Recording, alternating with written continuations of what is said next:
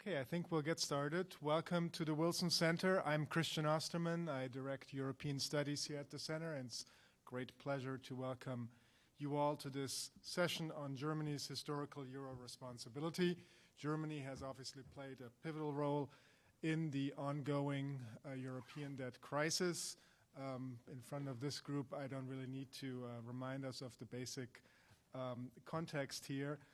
And since time is very short, let me briefly introduce our three distinguished panelists and then turn it over to them for some initial presentations, and then I hope very quickly we'll get into a discussion with all of you.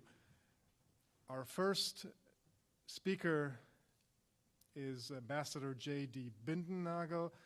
He, in fact, his recent article in die Süddeutsche Zeitung, Deutschlands historische Verantwortung, Germany's historical responsibility, was the inspiration for this session, and so he will lead off the discussion today with some points. He is the Vice President for Community, Government, and International Affairs at DePaul University, Chicago, and serves on several boards of civic, business, and nonprofit organizations.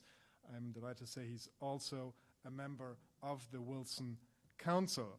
He previously served in the United States Army, the State Department, and in U.S. embassies in Germany in various capacities from 1972 to 2003, former American ambassador and a 28-year veteran of U.S. diplomatic corps.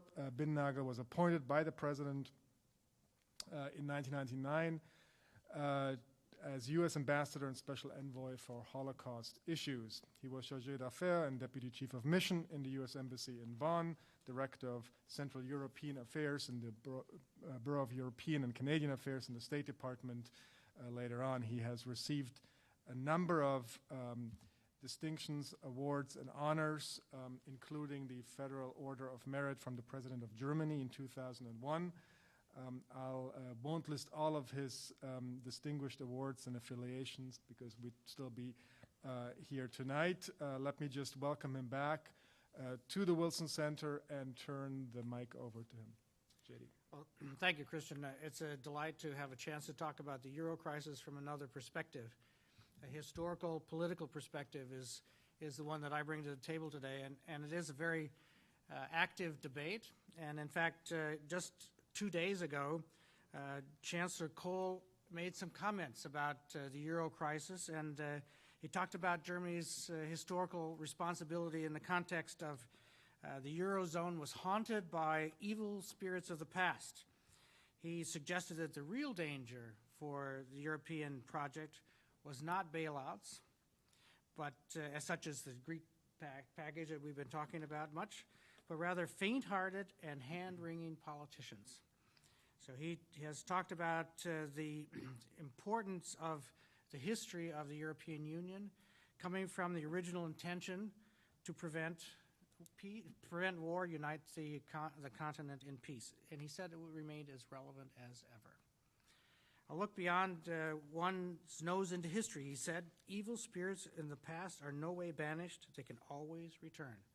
That was his quote in the Bild Zeitung. So that means Europe remains a question of war and peace, the idea of peace, the motivation behind European integration. And I think that is the unifying point that I would make, and that is that this is the debate and the debate over the Euro crisis, and its resolution is a question really of European integration. Now, many analysts in America, seeing the European economy drag through this financial crisis, have concluded, on the other hand, that the Euro faces collapse. Now, from my point of view, I think that's rather nonsense, but I would like to quote my mayor from Chicago. It is a crisis, and as Mayor Rahm Emanuel has said often, never let a good crisis go to waste. So in this political call to action about the Euro crisis, it is a political call. And how much, if you fail, what kind of catastrophe would it be? It's fascinating to watch in the press, whether it's the Financial Times or the chairman of the SPD referring to this crisis in historical terms. The FT referred to the crisis as reminiscent of the 30 Years' War, 1618 to 1648, and Chancellor Schmidt referred to it as the second 30 Years' War from the 20th century wars of 1914 to 1945. Those wars centered on Germany, ravaged Europe and the world. And again, that kind of metaphor for the Euro crisis, again, we center on Germany. The existential crisis, as I said earlier, is for me one of political integration. Angela Merkel has made the same point. She, in her party congress in Leipzig, said without exaggeration, if I may say, that, quote, if the euro falls, Europe falls. She described the challenge as the most difficult since the Second World War, and what would happen if the euro collapsed. Fred Bergston, right here in Washington, describes the chaos that would follow. He says, end quote, Germany's banks would collapse under the weight of their losses on loans in the periphery. A new Deutsche Mark would skyrocket in value, undermining the entire German economy, and Germany would once again be blamed for destroying Europe. When the Europeans are seeking is an agreement, I would argue, similar to the Treaty of Westphalia that ended that first 30 Years' War and established the principle of sanctity of sovereignty that has really governed international relations over the last 4 centuries. A new treaty on European integration needs political union, and that's the critical element of the debate in my eyes. And the political union was what was failed to be created in 1990, 1992, when the European Monetary Union was established and the euro was introduced. After the Second World War, the UN Universal Declaration on Human Rights has been the guiding light in international relations, and Germany wrote its constitution committing the Federal Republic to the protection of the inviolability of human dignity. And that Article 1 is the driving force, in my view, of German politics, and it puts us squarely on the path of European integration. Europe faces this Euro crisis, but not alone. And in a fascinating way, I was in Berlin at the end of November, beginning of December, when the Polish foreign minister, Radek Sikorski, made a very interesting statement. And of course, he too referred to the Euro crisis as a war. In his Berlin speech on the November 28th, Sikorski recalled an interview he had with the then chairman of the Republican Bank of Croatia in Yugoslavia. The banker told him in the beginning of the 1990s that the Parliament of Serbia had just voted to print unauthorized amounts of dinar. And the banker said to Sikorski, and he quoted him, "This is the end of Yugoslavia." As the dinar collapsed, so did Yugoslavia.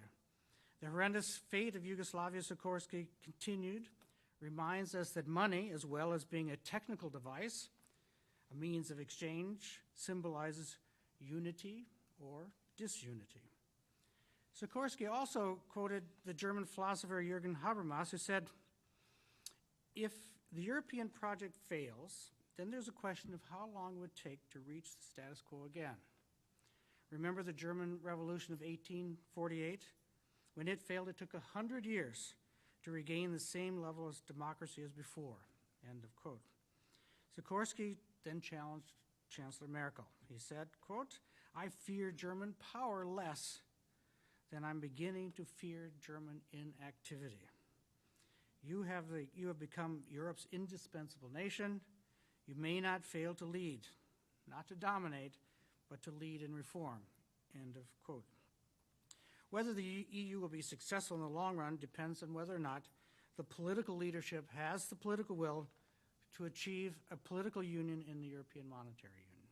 Historically, failure has been the rule.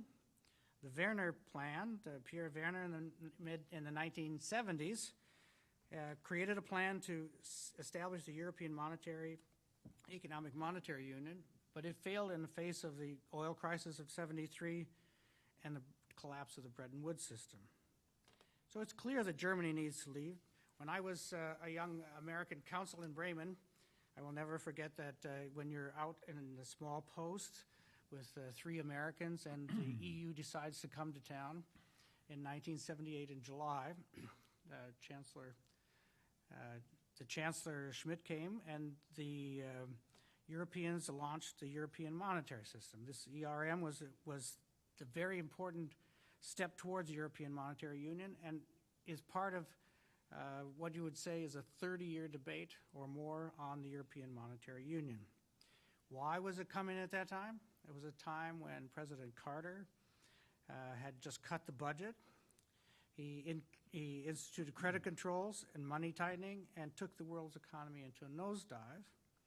The Europeans promised themselves at the time that the European monetary system would protect them from the dollar's volatility. For Helmut Schmidt in the 1970s, search for an EMU was far more than one for just a currency bloc. It was the future of Germany in Europe. In the 1980s, Chancellor Kohl and President Mitterrand continued in the talks to find an EMU. And linking European monetary union to German unification, Mitterrand promised Germany his full support for German security. This is in the beginning of the 1980s. In early 1983, Mitterrand spoke in the Bundestag in favor of deployments of Pershing missiles in Germany, and Chancellor Kohl won parliamentary approval for them. France, in turn, won a promise from Kohl for his support for the EMU. French President Mitterrand's bill for this support for the German security that he had promised came due with German unification, and actually had the expectation of German support for European monetary union. After the wall fell on November 9th, 1989, Chancellor Kohl, of course, became much more preoccupied with the unification of Germany and what would happen in East Germany. And while the struggle for monetary union took the backseat for Kohl, Mitterrand wanted to embed Germany in the EU with monetary union as a result of unification. At first, Mitterrand encouraged a slow unification process and sought support from President Gorbachev and Prime Minister Thatcher, and he told Kohl bluntly, quote, "Without a common currency, we are all of us already subordinate to Germans' will," end quote. Mitterrand continued his pressure on Kohl to accept the EMU and called on Germany to agree to serious negotiations on economic monetary union before the end of the year 1990. He said, quote, "Otherwise, Germany risked a triple alliance between France, Britain, and the Soviet Union that could isolate Germany." These are comments from Mr. Mitterrand at the time. During the German unification negotiations in 1990, Chancellor Kohl told my boss, Secretary of State James Baker, that he would indeed support the European Monetary Union, although he said it was not in German interests. That is to say, Kohl knew that a European integration needed political union as part of the EMU, and that was not ready. Although political union issue faded during the unification talks, as German unification became inevitable, Mitterrand stuck by his demand for European monetary union with Germany. By October 3rd, 1990, German unification was achieved. It was achieved by a vote of the Volkskammer, acceding to the West German Basic Law under then Article 23. Eventually, after German unification, the 1992 Maastricht Treaty set down a plan for the single market and European monetary union. And I think aside from that, a most important change in the German constitution occurred about that time, with a new German legal commitment to European integration. It was added to the German constitution. Ironically, it replaced the old Article 23 with a new Article 23. Over the past 2 decades, United Germany has accepted its European Union integration responsibilities to move towards an EMU, to introduce the euro, and now to resolve the current euro crisis. There is little doubt that Germany is obligated to support EU integration, both constitutionally, historically, and morally. This existential crisis is fundamentally about European integration, pooling sovereignty for common fiscal and monetary policy in a political union. Without a resolution, EU disintegration could lead to the resurgence of national interests at the expense of the European institutions. Of course, the financial solution is dependent on private global investors and the European Central Bank and other actors. European policymakers' degree of control is actually quite constrained, but nevertheless, the role of Germany and its politics are the center attraction in the drama, and all the world is watching Berlin. Germany's proposal, avoiding moral hazard with ECB bailouts and Eurobonds, is fixated on a new treaty to put in place tough limits on deficits and through austerity regimes, and constitutional balanced budget amendments in each country. Growth, stimulus, and inflation fears have taken back seat.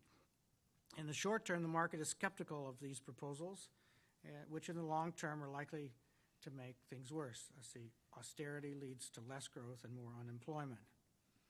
The elephant in the room, which hasn't been discussed much at all, is one of trade balance adjustments in surplus countries, particularly Germany, not only the austerity in the south of Europe.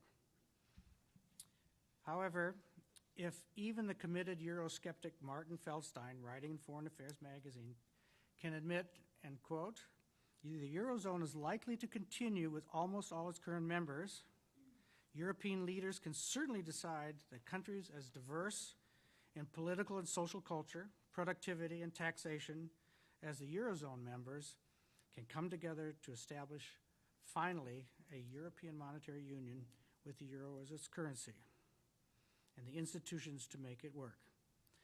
The agreement will set the path for the most integrated Europe in the next century. And is there a view of what this European institution would look like? Merkel, speaking in the Financial Times not so long ago, said, what would it look like? Chancellor Merkel sees the European Commission acting as an executive branch of government, reporting to a strong European Parliament. A Council of Europe would function as a second chamber, and the European Court of Justice is the highest authority. Then the Euro crisis would be over. Thank you very much. Thank you, J.D. Our next speaker is also a member of the Wilson Center family. Professor Irene Couricopoulos is currently a Wilson Center public policy scholar, and she's also a distinguished professor of national security policy at the National Defense University. She has been a senior fellow at the Atlantic Council of the United States, a research associate at Brookings, and has served as an associate professor of economics at GW. She has lectured and written widely on the economic dimensions of international security and European economic integration. Her long list of publications include most recently EMU Governance, a Post-Crisis Assessment, published just late in World Economics just late last year. And there are a host of other publications that are available in the biographical sheet that was available for dissemination. Her current focus is on Europe's debt crisis and its implications for economic integration. A native of Athens, she holds a Bachelor of Science degree in economics from the University of Maryland, PhD degrees also in economics from GW, and it's a great pleasure to give the mic to her. This will be one of her last appearances here as a Wilson Center public policy scholar, but we're delighted to have had you here and hope to have you back again soon. So, Irene. Thank you very much. Last and possibly the best, who knows? We'll see. I'm going to use the ambassador's wonderful historical review of Germany's policies as my point of departure, because I want to concentrate on Germany's leadership really in this critical time, the post-1989 economic and financial turmoil that followed the fall of the Berlin Wall and the collapse of the Warsaw Pact. And then I want to examine Germany's leadership and response to the present crisis. So, as a reminder, Germany did lead the EU in its first, biggest up to that time, expansion to the east through the reunification of the Federal West with the post-Soviet East. Germany led in two ways. both very important. First, with the signing of the Unification Treaty, Germany engineered the first ever bailout of a state, the former GDR.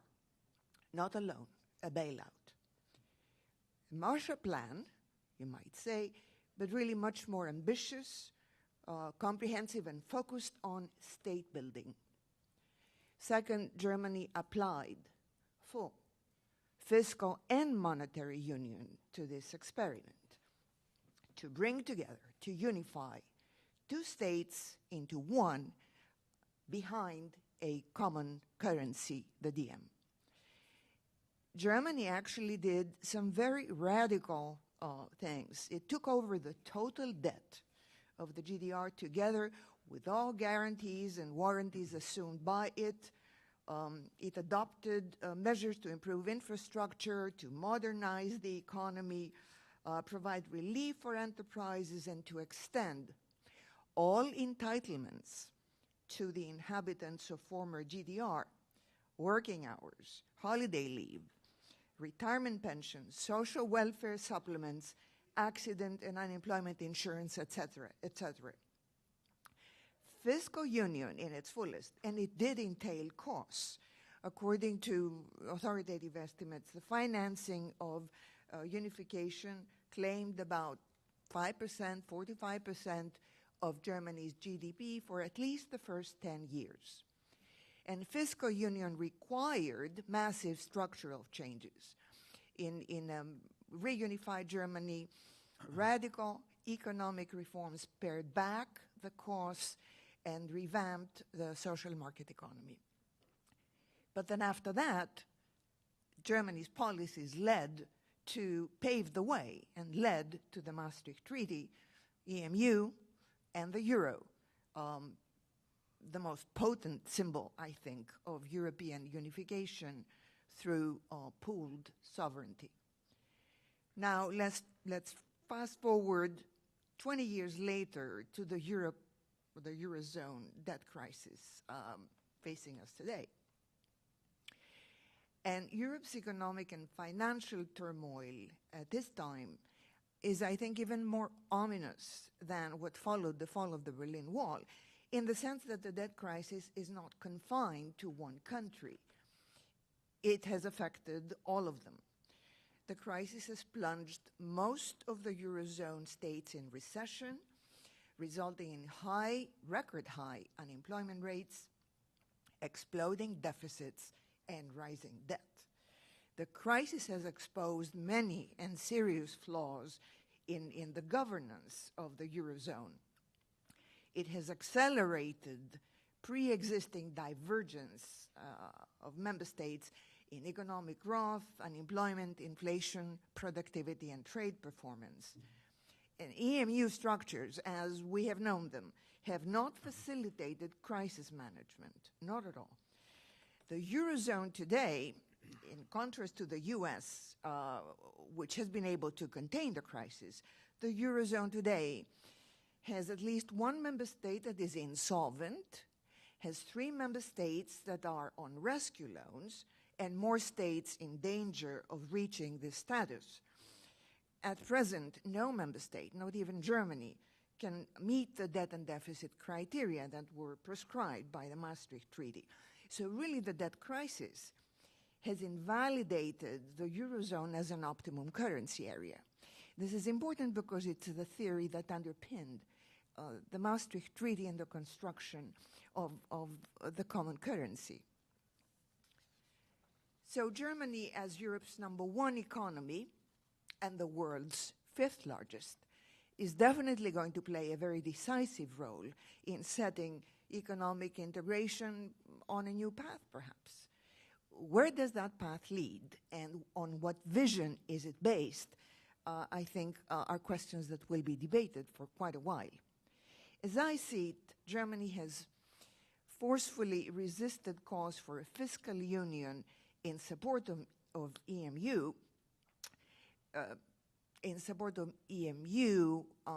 in the sense that taking over the debt as it exists would imply costs being spread across all member states. But Germany has resisted on grounds that EU treaties do not allow for such a thing. Yet the course of European integration has already been altered, perhaps inexorably. The EU has resorted to new and untested policies not envisioned by its founding treaties. The rescue loans to Greece, Ireland, and Portugal were crafted on an ad hoc basis, really sidestepping the no bailout clause of EMU. The EU has partnered with the IMF, an extra European institution, to finance both the rescue loans and a long-term bailout fund. To support EMU, Germany has pushed, and the EU has opted to rely more on outside resources rather than to increase its own. And yet the EU can definitely afford to increase its own resources. It has a very tiny budget, about 1% of its GNP, for an economy that is larger than the US economy. Germany has also affirmed the need for more, not less Europe, as the ambassador already mentioned. To achieve more Europe, Germany has pushed for austerity as a means to restore Europe's competitiveness in an era of globalization. And the elements of austerity have already been introduced in the rescue loans, and they include loans to Portugal, Greece, and Ireland, spending cuts, tax increases, structural reforms to include market liberalization, part-time work, lower minimum wages, fewer fringe benefits, longer work life, higher retirement age, and smaller pensions. The desired effect, of course, is to harmonize national budgets and national economies so that the Eurozone can become the optimum currency area needed for the euro to survive. At Germany's initiative, the EU is now preparing a new fiscal treaty for macroeconomic discipline in line with the austerity union. The draft states that in future, bailout aid will be available only for countries that ratify the new budget pact. The pact calls for submission of national budgets for review by the EU Commission before they are presented to national parliaments. The proposed treaty will definitely raise once again the issue of democratic deficit that has plagued the EU since its inception. And Ireland has just scheduled a referendum on the proposed pact. Germany's emphasis on rules is not new. Germany's insistence way back, the Growth and Stability Pact, which was a set of rules of fiscal discipline, was developed as a substitute for fiscal union, which was absent from the Maastricht Treaty. Unfortunately, rules did not help EMU at all. The pact was violated first by its prime architects, France and Germany, and other states, large and small, followed suit. The pact has remained inactive since the mid-90s. Whether the new set of rules for a fiscal pact will have a different fate remains to be seen. But it's important that the proposed pact does not contain any of the key state-building features that Germany used way back then with success to advance its own integration between East and West. So Germany's affirmation that if the Europe fails, may, I think, lead to erroneous policy implications. For economic history suggests that the causation is actually the other way around, like if Europe fails, the euro fails. Currencies represent the strength of the economy of the states that issue them. So the pound sterling dominated world trade in the 19th century on the strength of the British Empire, its wealth, its industry, its financial prowess. The dollar dominates the world today because it is backed by the US, the world's premier economy. The ascent of Japan as a modern industrial power in the 20th century made the yen a world currency. But the Eurozone is not a state, and neither is Europe a state. The euro status as a stateless currency, if you will, without a sovereign to back it up, is not sustainable. For Europe not to fail, more Europe requires more of the attributes of a state that can guarantee the euro. Without political will to create a real United States of Europe, the prospect of a sort of perpetual austerity union, I think, is likely to intensify forces of disintegration and instability that will further undermine the viability of the euro. I think Germany could greatly enhance its leadership role by advancing the creation of a new Marshall Plan, it's a good term, to foster European unity through recovery. Such a plan should draw on European resources, very much in line with the principle of solidarity, without which there can be no European polity. A plan to stimulate economic growth through massive investment, like Germany's in pursuit of its unification, and the creation of job opportunities for the over 23 million unemployed Europeans. A plan to facilitate the return of prosperity as a means to internal peace. So to this end, Germany could add to the proposed Fiscal Pact another treaty change to give the European Union a budget and a macroeconomic policy up to the tasks of fiscal as well as political union. Thank you. Thank you, Irene. Our final speaker is also a Wilson Center alumnus, Professor Dieter Detke, adjunct professor at Georgetown University's Center for Peace and Security Studies and a research associate at the German Council on Foreign Relations. He is known to many of you as a specialist in German foreign, domestic, and economic policy, European integration, issues of European security, and transatlantic relations. He has served as political counselor to the Social Democratic Party parliamentary group of the German Bundestag in the 70s and early 80s, later on staff director at the Office of the State Minister of the German Foreign Ministry. And then, of course, from 1985 to 2006, Dieter Detke was the U.S. representative and the executive director of the Washington office of the Friedrich Ebert Foundation. His most recent publication is the 2009 book, Germany Says No, the Iraq War and the Future of German Foreign and Security Policy, and a book that was published by the Wilson Center's press. He studied law and politics in Berlin, and in Strasbourg, and holds a PhD in political science from the Free University of Berlin. It's a great pleasure to welcome you back, Dieter. You have the floor. Thank you very much, Christian. Same here. Great pleasure to be here back at the Wilson Center, one of the best places in the universe. And I enjoyed my time here and used it for a book indeed. Well, first of all, I want to say to Ambassador Bindenagel, I'm glad he wrote the article the way he did. He has all the credentials to do that. It's a very short article, but I have to say it's rich. It's effective, it's strong, but it's also very heavy, and in many ways, for me, a little bit too heavy. And let me say this.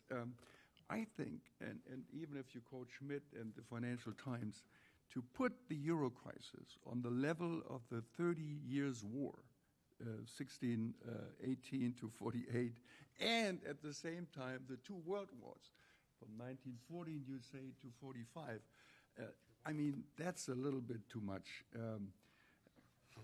And let me try to explain why. First of all, the current fiscal crisis in Europe, not necessarily of Europe, fiscal crisis in Europe, not of Europe, is at the core a sovereign debt crisis, in some countries a combination of a sovereign debt crisis and a banking crisis. But, and you know, we know the countries that are involved here: Greece, Italy, Portugal, Spain, Ireland, potentially others, by the way, that we haven't mentioned. Belgium, I would say, comes first. France suffered a rating setback. You know, but each and every country in Europe has different fiscal issues to deal with. The United States has fiscal issues to deal with. If you look at the debt to GDP ratio, Japan has 200%, and nobody questions the validity and the strength of the Japanese economy. So we have to put this in perspective, I believe. And then as far as Greece is concerned, yeah, you can say the situation is even worse because Standard & Poor's put Greece already in default. But having said that, we have to understand that the current fiscal crisis is not a currency crisis. The euro is doing relatively well. It's not doing bad under the circumstances. During the whole sovereign debt crisis that lasts now, some 4 years or so, if you look at the value of the euro in dollar terms, the euro just dropped 23 euro cents maximum in dollar value. And for me, that is not an unusual, market volatility. It happens all the time. It's not unusual. So, the euro remained relatively strong currency during the whole crisis. Sure, yeah, I agree. The Yugoslav dinar collapsed, so did Yugoslavia. But, JD, you can't say that Europe is close to collapse, and I think that's really a little bit too much to say that. The European economy is not in bad shape. It's not as bad as it sounds. And let's look at the state of the European economy. And it's not me who is saying this. Let me just quote a World Bank report. And the World Bank report has been written by a Chicago economist, not some warm-hearted European socialist who tries to promote the welfare state. A Chicago-trained economist. His name is Indermit Gill Singh. He is not a European. He is of Indian descent.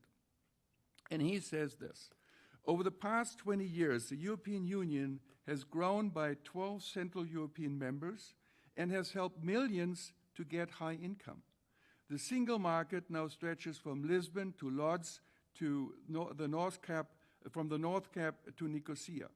Trade and capital flows, unrivaled in economic history, have fueled the European convergence machine. Shared aspirations of prosperity that is both sustainable and socially inclusive, have brought the continent together. So far for their judgment and the message of the report. I have it right here.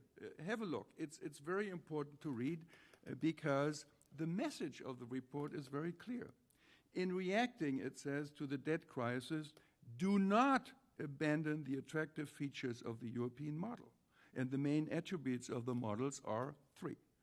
1, economic and political enlargement. 2, enterprise and social responsibility. 3, social inclusion and solidarity. So the report sees Europe as a convergence machine with an unprecedented regional integration, global economic power, and the attainment of the highest quality of life in human history. Not my words, their words. And they conclude saying that Europe is a lifestyle superpower. Now, is there work to do? Yes, a lot. And first of all, the convergence machine needs a new push forward. That's very clear. We need new members, and that will come. And not only EU members, we'll have new Eurozone members too. They will come. Number two, Europe's global brand, if you want to, needs a little bit more luster.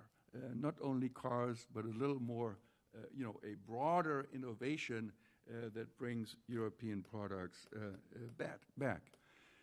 Adjustments, absolutely necessary. And that's, the good thing about this crisis is it forces us all to make these adjustments and to start reforms. And for Europe, it's very clear what has to happen. There needs to be a new balance between work and leisure in particular. And the key is certainly issues like we have mentioned here, retirement. It's not going to be 57 like in Greece and other wonderful countries in Europe.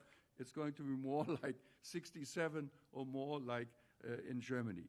So that has to happen, no doubt about it. But, there is a good chance, too, that Europe will emerge stronger from this crisis. I have not given up hope that this will happen and that some of the reforms that are necessary will really have a beneficial effect. Now, Angela Merkel's dictum, if the euro falls, Europe falls, and that the current crisis is the most difficult since World War II. That's good tactics, but I don't think it is good strategy for one important reason. There was a Europe before the euro, and there will be a Europe even after the euro. I'm not saying that I want that to happen, but I just wanted to say the euro is important, but Europe is more than just the euro. That's my point here. And Europe is also too important from my perspective to somehow use this, the sky is falling argument. It is a setback, no doubt. Every crisis has these elements of a setback, but it's certainly not the end of Europe. I respect Angela Merkel's policies, and please understand, obviously, Germany is going to do what is necessary in order to keep Europe together, to keep the Eurozone together, and to keep the euro working, no doubt about it. But Angela Merkel, as a German chancellor, can say it, because doing so would take off the pressure for reform. Doing so would undermine her own, domestic policy position, and would risk the whole process if, you would simply say, bailout, fine with us, we pay for it. It's not going to work. And not to speak of the legal hurdles that exist in order to just go for a straight bailout. That's not going to work. The Constitutional Court would be between any bailout of Germany and Europe. And, just look at the latest decision of the German Bundestag. Angela Merkel brought, the package through, of course, the second bailout of Greece, but she lost the chancellor's majority. 16 members of her coalition voted against it, said no to the second bailout. And that tells you, and it gives you a message too. Still, there is a large majority in Germany for, if you want, a bailout. We shouldn't call it bailout because what it is, it's a real reform package, and that's what we need indeed. And let me also say there are very good German ideas in order to talk about leadership of Germany, very good German ideas to take Europe out of this crisis. And the most important idea is what it's called Sachverständigenrat, the Council of Economic Advisors, the German Council of Economic Advisors, has a very good proposal, and I'm sure it will come through at the right time, with the right conditions, and with enough trust to bring about what they propose. It's a classical Alexander Hamilton solution. After the War of Independence, Hamilton collectivized all the debts of the American states, correct? And the United States stood behind it. What the German Council of Economic Advisors proposes is exactly that. Collectivize the European debt beyond the level of the 60% criteria, which is important to keep in mind, that countries shouldn't go beyond, or in their public debts, beyond 60% of GDP. So the Council of Economic Advisors suggests let's collectivize the debts beyond the level of 60%.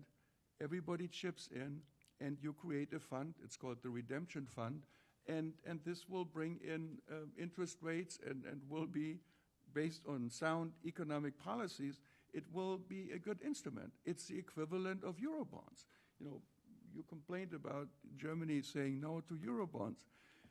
I would say, fine, complain about it, but Eurobonds can only work if you have the right economic conditions for it. And so, you know, Germany will not stand in the way of Eurobonds, but Germany has to make sure that these Eurobonds are safe investments papers and not some, paper money that is worthless. So that will come. So simply to say, Germany will bail you out would defeat the purpose, and that's why the Chancellor, I think, has good reasons not to do it. Growth and competitiveness, very important. I agree with those that say austerity forever is not a solution. It can't work. It wouldn't even work for Germany because Germany, as an export country, needs markets. And so, you know, if Germany would go the way of austerity only, it would damage its own economic prospects. So, you know, that's a no-brainer, and it will come. But, you know, we have to do smart spending in order to achieve our goals. And that, you know, in the situation today requires tough choices between the lifestyle that we want to keep, and of course the investments that we are going to need in the future. I mean, there's a simple reason. You cannot spend money twice. If you spend it for consumption, it's gone. Then you can't spend it for investments. And that's what we have to keep in mind here. So I agree with those who say austerity forever is the wrong way to go. And what it does, austerity only, we see in Greece today. I mean, Greece unemployment rate is what, close to, you know, that better, 20%, isn't that true? Drop of GDP growth of, 7% or more. This is not the way to go. I agree with the Marshall Plan idea, but please understand this. The Marshall Plan was a government-to-government loan operation. The U.S. came up with $12 billion US dollars at the time. Today, that would be, 200 million, something like that. And it was given to governments. Now, I'm convinced we can't do that in Europe. We don't want to inflate the public sector in Europe. Because, you know, in Greece, we have to talk about Irene a little more. Do we have the public administration and the quality of investment making? I am sure that Germany and Europe can come up, and we haven't talked about the many resources that Europe really has.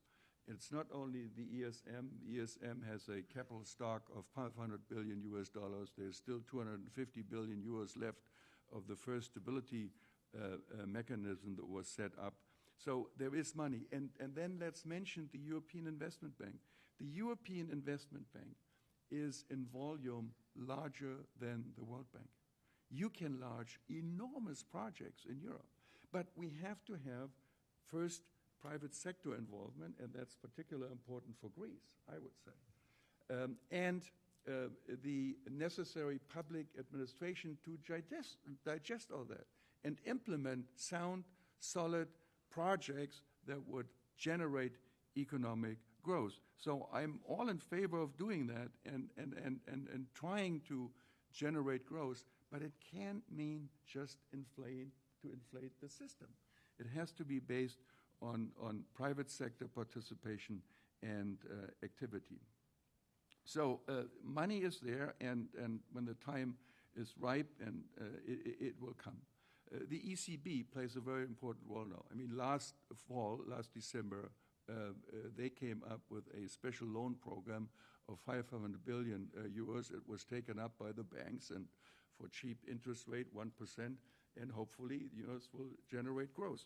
as we talk here, Mario Draghi, much to the chagrin of the German Bundesbank, is suggesting a second package of the same dimension, 500 billion euros, and we'll see, whether this is solid growth that's going to be generated there or not.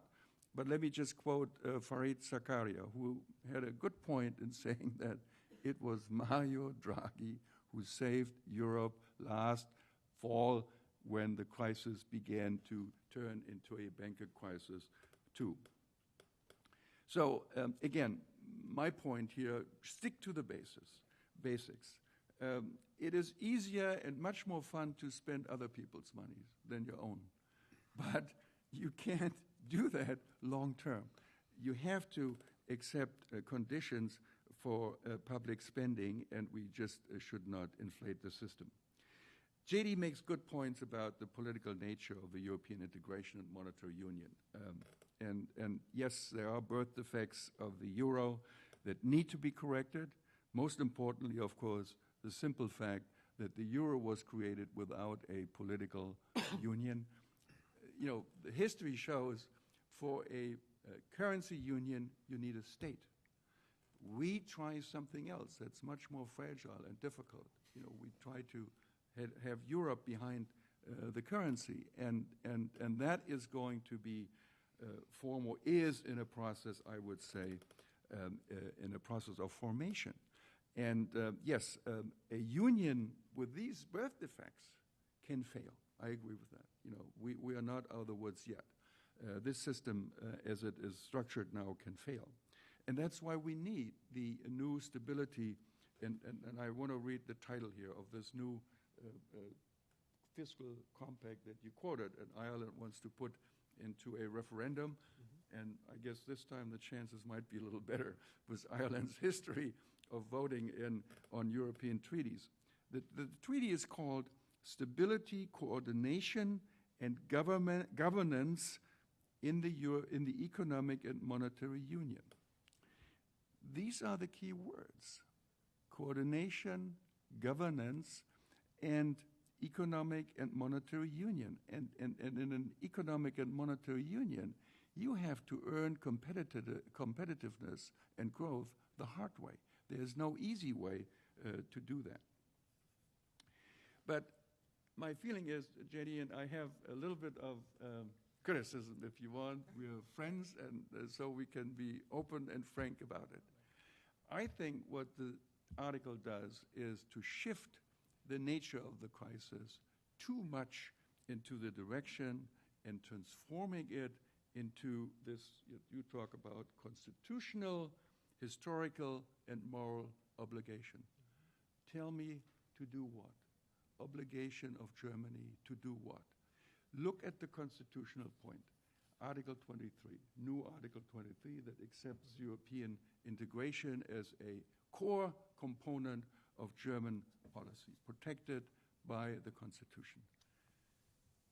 Look at the Maastricht Treaty, and then consider that Angela Merkel has to push through reforms and any package, through the Constitutional Court in Germany. And here you have on the Maastricht basis, Article 103, saying no bailouts, period. It says governments are responsible for their own financial commitments. You are not supposed to take over other people's debts. Who would do it in his right mind? And Article 104 of the Maastricht Treaty, also very clear. Member states shall avoid excessive government deficits. Now, if anything goes to the Constitutional Court in Karlsruhe, and there are already challenges out there, what do you think the constitutional judges, we would call them, justices here, would say? They would say no. And then, normal Germany would say no again. And I don't want that to happen.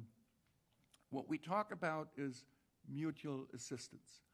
And there cannot be just a unilateral German bailout for anything. It has to be a package that is a common effort of the European union, and it has to come on a sound economic basis. True, Germany benefited from the euro, but so did everybody else.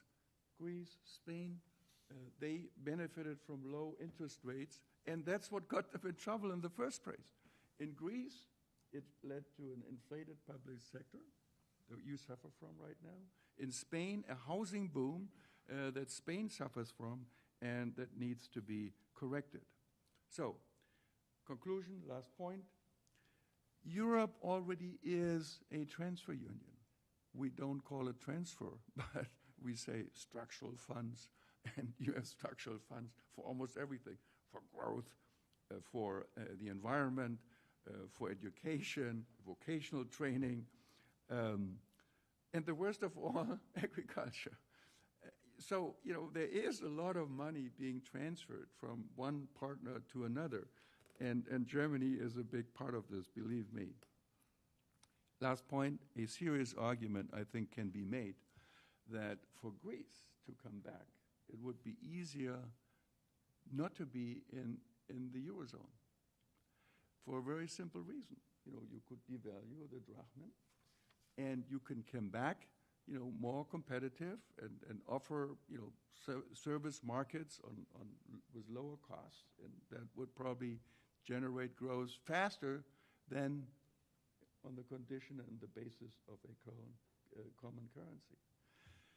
That's a dangerous argument from my perspective, because the consequence would be that, of course, Greeks' debt in euros would become enormously high and much higher than it's now. So let's not go that way. I know that there's some Germans who want to move in that direction, but that's not the right way to go. I think we should give us more time. We should give Greece more time to come back and generate growth, and then take everything from there, but not make sure that we not push out the baby with the bathwater. Thank you. Thank you, Dieter. I think we've set up the different arguments here very nicely. JD, I would like to give you a brief chance to respond, if you like, and then I'd like to open up. We have about 20 minutes or so for discussion. JD. Thank you. Dieter, I'd like to take up the point that you raised, that this is a very heavy article, and it's designed for that purpose. Why did I do that?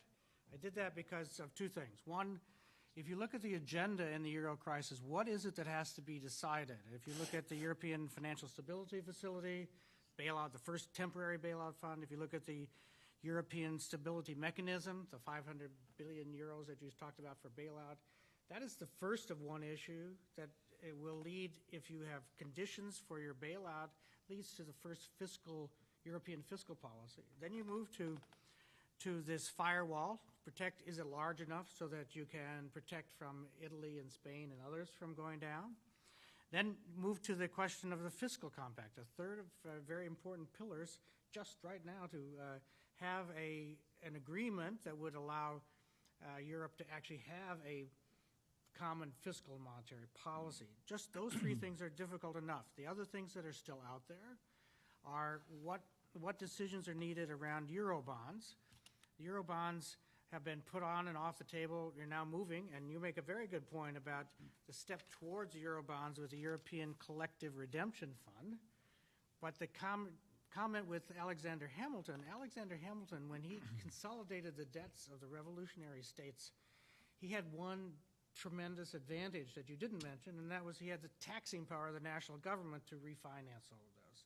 So in the question of the European Collective Redemption Fund, without the fiscal policies, without the ability to tax at an international level, you don't have the tool that Hamilton had. But that goes on to the next question of decisions needed for the European Central Bank. Now, you're right, the Maastricht Treaty does not allow the central bank or others to take on others' debt. But what did Draghi do in these two tranches, now €1 trillion? He offered banks liquidity, and then he offered the banks the ability to take sovereign debt as collateral so that they could refinance the sovereign debt. He is actually taking a contrary position to the Chancellor to make that possible, and has indeed, in my view, also saved the European monetary system, and they moved towards integration. But why is this happening? You need political will to make these decisions, and where is that coming from? So I will quote from my friend Wolfgang Schäuble, and what he thinks about the need for a good crisis, and not to let a good crisis go to waste, as Rahm Emanuel would say. Wolfgang said on December 14th last year, quote, "When things get really difficult, suddenly solutions which seemed impossible become possible. Because of this, the crisis represents an opportunity. I'm not saying I enjoy being in a crisis, but I'm not worried.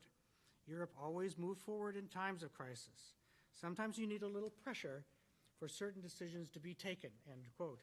So my point in saying this and describing the historical connections and focus on European integration as the issue, the political will to overcome the issues of the Euro crisis need that kind of political will. I understand your pressure. Read the Financial Times today and the letter that the Bundesbank has sent to Mario Draghi, to the ECB, saying, be careful throwing out too much money. You have this process. Well, there we have a classic clash between those who believe in stimulus from the Great Depression in the United States and those who worry about hyperinflation from Germany in the 1920s. So but it's a good debate. It's a useful debate. It's a good debate, but let's bring in others into the discussion. If you could please wait for the microphone and identify yourself, your name and affiliation, if you like. We'll start over here and then go.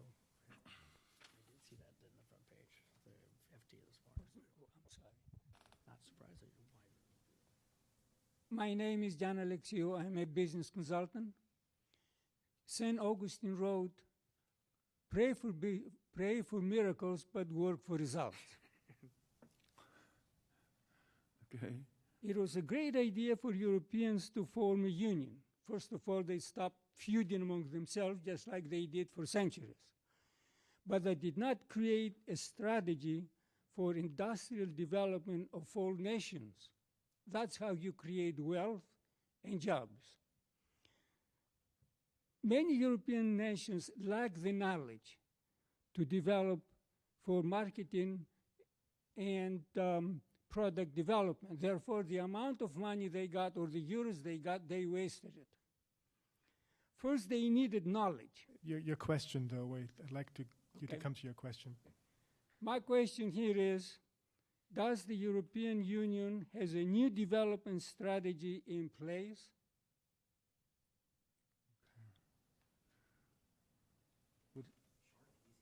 Well, if you want me to answer, I would say yes, and we have probably better words and ideas to do it than facts on the ground. That has always been a little bit the tragedy of the European Union. Go back to Lisbon goals and Europe as the knowledge society and knowledge superpower and all that. And then, you come to reality and then you find out it's not going to be as beautiful as it is designed. These are normal difficulties. But again, look at the basics and at the foundation of European industry for growth and all of that. And you'll find out it is not bad. Germany is a good example because for Germany, it was very, very hard to compete on the basis of a single currency. And the Germans did it the hard way, which is there was wage suppression massively, and it was not easy to do that. Talk to Chancellor Schröder, and he'll tell you what the difficulties are if you come up with a new agenda for growth and you find all of a sudden that the trade unions are going to fight you tooth and nail. And that's what happened. And he lost the elections over it. And we lost, many governments in Europe lost elections over trying to do the right thing. Greece, Italy, Iceland, Ireland, they all, lost governments. You have to, it's hard to do that. But look at the basics again, and you'll find that Europe is not a basket case and can, is able to compete. and will certainly be able to compete in the future too, and not only in the car sector. Thank you. Irene, would you? Oh, maybe just to add from a different perspective, and of course, academics just talk, so I'm not a business consultant. But I'd like to just point out that the European Economic Community, which was the first, if you will, real commitment of Europe, was really meant to provide the ingredients for a common commercial space as well. And a number of funds from the tiny EU budget, but the funds have been committed to promote regional development, especially in the more backward regions.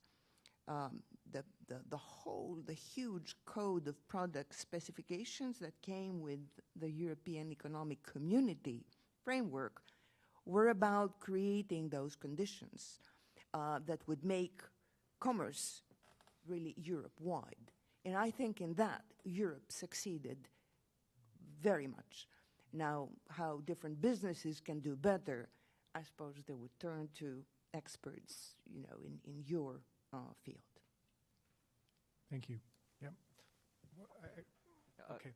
John Lampe, Wilson Center and University of Maryland. And just one brief historical reference from my perspective, and that would be the gold standard of, especially as revived after the First World War, in Barry Eichengreen's volume on golden fetters, that raises the problem of indeed overvalued currencies, which perhaps could be very much argued the euro is in that position today. That's a difficulty, but the kind of flexibility needed.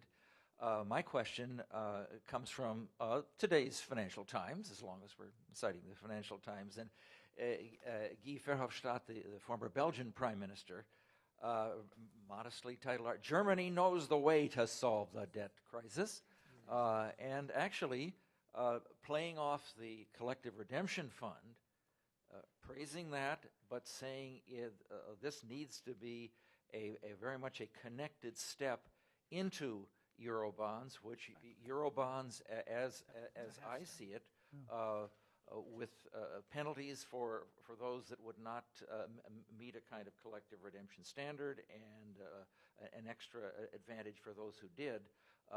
If that connection could be offered, I wonder how people feel about the chances and the Germans' readiness to make that transition and make it soon. I saw the article, and for sorry, yeah. Go ahead. Go ahead. Okay. I saw the article, and it's no coincidence, Verhofstadt quoted the German Council of Economic Advisors with that proposal, which I somehow translated into a Hamilton project, but it's not too far off the mark. That's what I was referring to. And yes, it will come, and it will be not exactly Eurobonds, but it will be the equivalent of Eurobonds. And I'm pretty sure Germany is ready to do it. But again, remember, if Chancellor Merkel would simply say, "We'll do it, no matter what," things would stop, and she would lose domestic support. And well, this will come, and Verhofstadt is not totally off the mark and wrong to say the Germans know a way to do it. It's not the only way, but I'd add to that. There are two things I'd add to that. One is indeed they're not on the table now for the Germans. They're Eurobonds, and this halfway step are not on the table. But there's a change. If you watch and listen to the debate, the Germans have said they're not on the table. They're not on the table. Now the discussion has changed. They're not on the table now, which means that if you watch the debate, there will be steps to reach that. This is another step in that direction. But this is all very difficult to time, because you first have to satisfy the markets that your short-term bailout is going to work. That's why all the focus on Greece. If the ESF, if the European Financial Stability Facility isn't going to do this, and the ESM isn't going to do this, and the Greeks are trying very hard to match all the demands and the conditionality, you can't then move to Eurobonds, because then you have the moral hazard that Dieter just talked about. You have the moral hazard of everybody will just stop doing what they're trying to do in the first step, and they'll move to the others. The same complaint goes for the Germans, not only the inflation worry about the European Central Bank. It's the same argument. That's a moral hazard. Oh, well, we're okay with sovereign debt. We can count on the $2 trillion, whatever the European Central Bank is willing to throw on the table if they put it through the banks or go direct. They can't go directly technically. So in matching all the timing that goes with this, it's a process one step at a time, and then you end up with a treaty. Now, if you start with a treaty, you can stop everything, because treaties take a long time and they have referenda, and then you will have an ongoing crisis that can't be solved. So it's a very hard thing for the political leadership to fix, especially since the market is as much a stakeholder in this as anything. And they don't have this kind of debate that we're having here, and they seem to pick out one little thing and they listen and then they say no. So it's a very, very hard. I have a lot of sympathy for those who are trying to make those decisions. Irene? Maybe if I could just point out that the EU, the whole experiment of the EU, has been done in a sort of a roundabout way. The EU's decisions, every step of the way, changed market perceptions. In fact, the European Economic Community reshaped markets in general. Now it seems that it has turned around and the markets are sort of influencing the European process, and maybe that was bound to happen. My concern is that the time it takes for this piecemeal approach, this takes time, and the crisis has really worsened over time. Perhaps these decisions could have been, should have been taken earlier. It's always easy to say it after the fact. I think if the leading powers in Europe really had agreed that the endpoint, I'm talking about France and Germany, without which the EU does not happen, if a roadmap had appeared had been articulated in a more convincing way, perhaps this would have saved all this angst and a lot of friction and a lot of disappointment that has come at the expense of a spirit of unity. Because let's face it, the whole idea of creating a European identity has only begun. And unless a European identity does crystallize, I don't think a transfer union would ever come about. So perhaps if this vision became more real and specific, perhaps it would have created a sense of European polity, of belonging, on the basis of which the austerity union could be justified, and then with the promise that this is only an in-between step to a larger goal. Thank you. We're just about out of time, so let's take just a couple more questions, and then I'll give the panelists a final opportunity to respond. Yeah, Mr. Merrill, and then all the way. Bo Miller, I'm at the National Intelligence University. JD, you talked a lot about political will. Dieter talked a little bit about sort of judicial authority. What about popular will? And not just in the plebiscitary sense of the Irish are going to vote and so forth, but for a long time, national leaders have made the EU the bogeyman for the things that they were forced to do. Mm-hmm. And I wonder if some of this also is now coming back to haunt them. If you can comment on that. Thank you. And the gentleman in the back. Steve Winters, local researcher. I just like to focus on that term wage suppression that was mentioned Actually, there are some English commentators, I mean, in particular, not too popular with the Germans perhaps, but for instance, this Ambrose Evans-Pritchard with the Telegraph, who see the wage suppression practiced by the Germans as part of the problem that's developed, in the sense that by not distributing the wealth of the nation to the citizens, they deprive them of the ability to be consumers and therefore balance out the whole situation. And particularly, even in Germany, you have this term Stinkreich that floats around that expresses that popular sentiment that wasn't right for the government to do that. So I'm just saying, how do you respond to people who say that was part of the problem, not part of the solution? Okay, let's go backwards. We'll start with Dieter and then... Okay, then let's go backwards with the questions too and take this one first. Sure, wage suppression, I used it because Germany had to make adjustments to a single currency. And the D-Mark, as you might remember, was exchanged 1 to 2. And that's why the Germans called the euro, and I can't repeat the German joke here, they call it not the Euro in German, but the Teuro. It's expensive, and that's what it was. And prices went up. Yes, it is not a long-term recipe. You can't, suppress wages forever. But in a phase of adjustment, you have to make choices, tough choices.